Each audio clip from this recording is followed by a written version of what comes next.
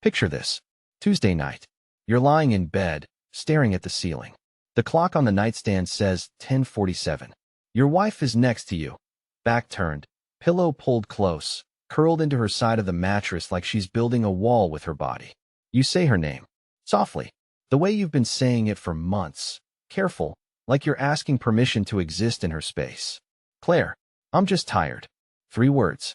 Same 3 words as last night. And the night before that. And the 47 nights before that. You know this because you've been counting. That was my bed.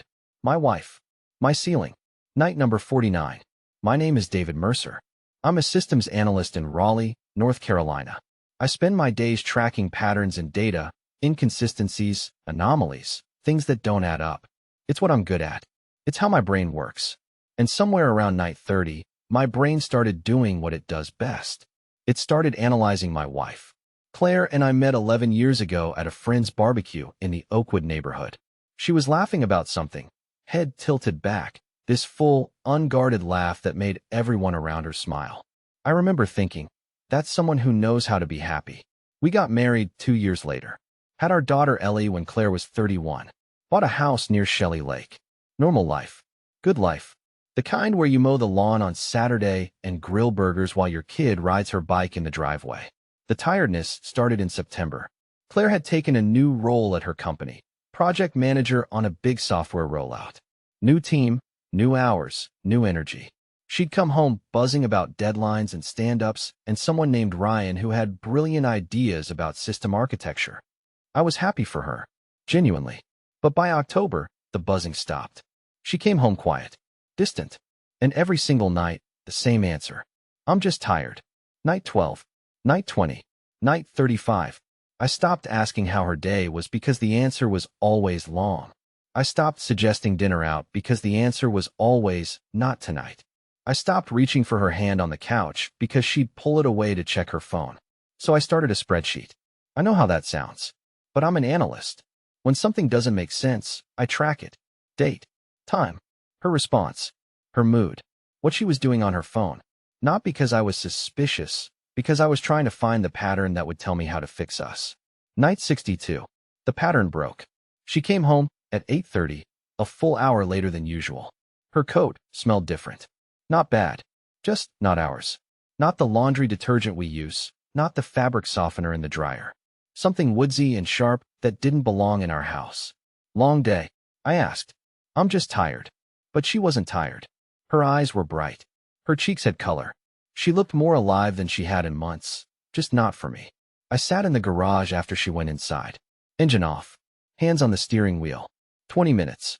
The next morning, while she was in the shower, her phone lit up on the kitchen counter. I didn't plan to look. The preview was right there. Last night was exactly what I needed. R.R. Ryan. My hands shook. Not much. Just enough that I set down my coffee cup so Ellie wouldn't see. Daddy, why are you standing funny? Just stretching, sweetheart. I didn't confront Claire that day. Not because I was playing it cool, because when I imagined the conversation, I could already hear her voice. You're reading into things. You're being paranoid. It's work. She'd say it so smoothly that I'd almost believe her. And that possibility, that she could look me in the eyes and make me doubt what I saw, scared me more than the text itself. I called Tom Baxter instead, my buddy from work. Sat in his kitchen that Saturday while his wife took the kids to soccer, and I laid out everything. The spreadsheet, the counting, the text. Tom didn't say much. He just looked at me and said, talk to a lawyer before you talk to her. Monday morning. Janet Kowalski, family attorney on 6 Forks Road, above a coffee shop. Small office. No frills. The kind of place where people come with problems, not negotiations. Janet listened to everything. The counting, the spreadsheet, the text. Then she said something that reframed the next 3 months of my life. David, in North Carolina, alienation of affection is still actionable. If this is what I think it is, document everything. Don't confront. Don't change your routine. And whatever you do, don't leave the house. So I didn't. Night 70 through 90 felt like living underwater. Same routine. Work. Home. Cook dinner. Help Ellie with her 2nd grade reading. Lie next to Claire.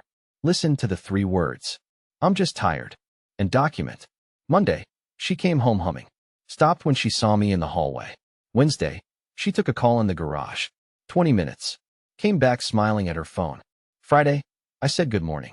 She said, MMHM, without looking up. The following Monday, she mentioned a team offsite next month. Overnight. It's mandatory. Each day, 2 or 3 sentences in the spreadsheet. Short. Factual. The kind of data that means nothing alone and everything together. Night 93. Here's where it got complicated. Claire came home early. She'd picked up Thai food from Beat Amanda, that place on Person Street I used to love. Set the table with real plates. Lit a candle. Poured wine. I thought we could eat together tonight, she said. Like we used to. She asked about my projects.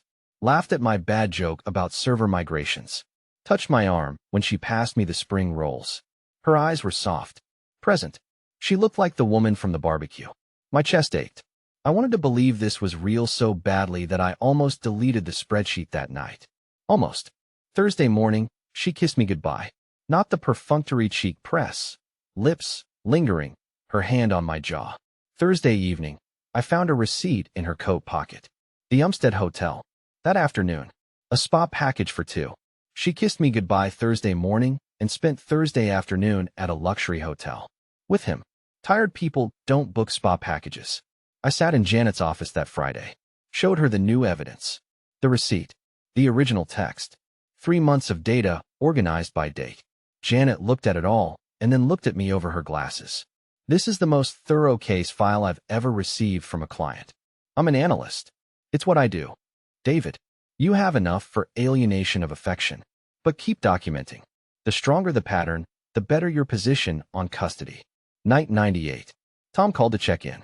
I sat in the parking lot outside my office, phone pressed to my ear, and told him about the hotel receipt. Long silence. Then, Dave, you're carrying this alone. You don't have to. My hands were doing that thing again. Shaking. Tom noticed the silence and just stayed on the line. Didn't push. Didn't offer advice. Just sat there with me through the phone. Night 100. Claire's mood shifted again. She became cold. Not the tired, distant cold, but deliberate. She stopped saying, I'm just tired. She just stopped talking altogether. Monday. Walked past me in the kitchen like I was furniture. Tuesday. Ellie asked if Mommy was mad. I said Mommy was just busy. She looked at me with those 6-year-old eyes and said, She's not mad at me, right? I knelt down and held her. Not at you, sweetheart. Never at you. Wednesday. I heard Claire on the phone in the bathroom. Low voice. He's not going to make this easy. Thursday. She left for work without saying goodbye. Ellie waved from the window. Claire didn't look back. Night 104. She tried again. Bigger this time. She broke down crying after Ellie went to bed. Real tears. Nose running. Voice cracking. Mascara streaking down her cheeks. She sat on the floor of our living room with her back against the couch and said, I know I've been horrible. I know I've been pushing you away. I don't know what's wrong with me. I want to try counseling. I want to fix this. Please. Stay with me here. Because I watched this woman cry on our living room floor, and every cell in my body wanted to kneel down and say yes. She looked raw and frightened and very, very young. Like the Claire I married. Okay, I said. Let's look into it. She smiled through her tears. Grabbed my hand. Squeezed. I went to bed that night thinking, what if I'm wrong? What if the text was innocent? What if the hotel was her and a colleague? What if I've been building a case against a woman who's just overwhelmed? The next morning, while packing Ellie's lunch, Claire's phone buzzed on the counter. Same preview format. Counseling is smart. Buys time. Meet Tuesday. Our buys time. 104 nights of, I'm just tired. 1 dinner with candles. 1 tearful breakdown on the living room floor. And it was strategy, coached by the man she was seeing behind my back. I didn't shake this time. Something inside me had calcified. I photographed the screen. Added it to the file. Made Ellie's sandwich. Cut the crusts off the way she likes. Night 112. Claire noticed something had shifted in me. Not what I was doing. I was careful about that. But something behind my eyes. The way I looked at her when she spoke. You've been different lately, she said. Distant. I'm just tired. She stared at me. A long time. Then turned around and went to bed. Night 120. I came home to find Claire in the kitchen, on the phone. She didn't hear the door. She was laughing. That full, unguarded laugh. The barbecue laugh that made me fall in love with her 11 years ago. Except it wasn't mine anymore. No, he doesn't suspect anything, she said. He's so buried in his little spreadsheets at work. He doesn't even notice what's happening in his own house. Silence. Listening. Ryan, stop. I've got it handled. I already talked to a lawyer. She said primary custody, the house, the whole thing. He'll be paying support for the next 10 years. She had her own attorney, her own exit strategy, her own timeline. For 120 nights, she whispered, "I'm just tired," like a lullaby, while building a case to take everything I'd built. Except she made one critical mistake. She thought I wasn't paying attention. By night 120, my file was thicker than our wedding album. The next morning, Janet filed the papers. Petition for divorce. Alienation of affection claim against Ryan Callister. Emergency motion for temporary custody based on documented pattern of deception. Claire came home that evening to an envelope on the kitchen table. I watched her face move through 4 stages in 10 seconds. Confusion, shock, fury, and then something I'd never seen on her before. Fear. What is this? I'm just tired, Claire. Her eyes dropped to the folder next to the envelope. 3 months of documentation. Every night logged.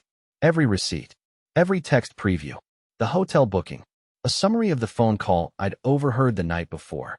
You can't just, 120 nights. That's not fatigue. That's a decision. And this is mine. I'll fight this. Your own text says the counseling was to buy time. Your own words, Claire. On your own phone. She went white. Her mouth opened and closed. No sound came out. She called Ryan that night. I heard her through the bedroom door. Frantic. Voice cracking. Nothing like the woman who had everything handled. Ryan, it turned out, was considerably less interested in supporting Claire through a contested divorce than he was in their Thursday arrangements. He stopped returning her calls by Friday. His own wife found out 3 days later. She filed her own claim. The next week, Claire tried one more time. She cornered me in the kitchen after Ellie was asleep. Different approach now. Not tears. Not strategy. Anger. You planned this. You've been planning this for months while I was trying to save our marriage. You were trying to save your position, Claire. There's a difference. You don't get to rewrite what I felt. I don't have to. Your texts did that for you. She went quiet. Then, softer. I did love you. Once. I know. That's the part that makes this hard. The court proceedings took 4 months. Claire's attorney tried to paint the spreadsheet as obsessive monitoring, controlling behavior from a possessive husband. Janet reframed it. A father documenting instability to protect his child's home. A man who stayed for 120 nights before acting. The alienation claim held. But the moment that decided everything, the moment Claire's own attorney pressed his fingers to his temples, was when Janet submitted the counseling text as evidence. Counseling is smart. Buys time. 6 words on a screen in a courtroom. Her own words. Her own phone. Her own strategy, laid bare in front of a judge who'd seen 1,000 divorces but still paused before ruling. Claire's face in that courtroom. Not anger. Not tears. Just the slow recognition of someone watching their own plan collapse from the inside. Ellie stays with me during the week. Claire gets weekends. The house is mine. That was April. By summer, I closed the spreadsheet for good. Stopped counting. Ellie and I found our rhythm. Pancakes on Saturdays, bike rides around the lake, chapter books at the kitchen table where Claire once set out Thai food and pretended. One evening in August, Claire came to pick up Ellie for the weekend. She stood in the doorway, the same doorway where she used to drop her coat and whisper those 3 words. She looks happy, Claire said, watching Ellie stuff her overnight bag with books. She is. Quiet for a moment. Then, were you counting from the very beginning? From night 1. She looked at me for a long time. Something moved behind her eyes. Not anger, not strategy. Just the full weight of what 3 words had cost her. Ellie ran up with her bag. Ready, Mommy. Claire took her hand. Walked to the car. I stood in the doorway. Same house. Same ceiling I'd stared at for 120 nights. Except the quiet didn't feel like absence anymore. It just felt like mine. She was right about one thing, you know? She was tired. Tired of pretending. And I was tired of being the only one counting the cost of a lie she couldn't be honest enough to just say out loud. 120 nights. That's not fatigue. That's a verdict. Dear listeners, that's our ending. If it resonated, subscribe to support the channel. See you next time.